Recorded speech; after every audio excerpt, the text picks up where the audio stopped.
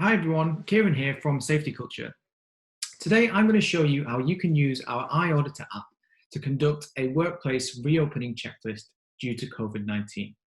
Now, as lots of businesses start to reopen, this template helps you get started with a plan and to make sure that you've checked everything you need to safely get back to business.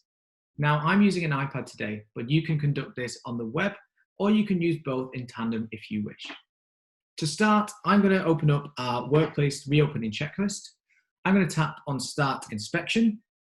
Now, if I'm working around a number of sites, I can select the specific site today. And then it takes me into the main body of the inspection. So here at the top, I'm able to fill in the business name, the address, telephone number. And as we go down, you see we can start to document things like the primary emergency contact. We have a planning ahead section here where we're advised to nominate a worker or a team of workers. Once we tap completed, we're able to put that person's contact details in there. Now, this is a great way to get started in trying to get your business back open. There's a lot of guidance and suggestions on here.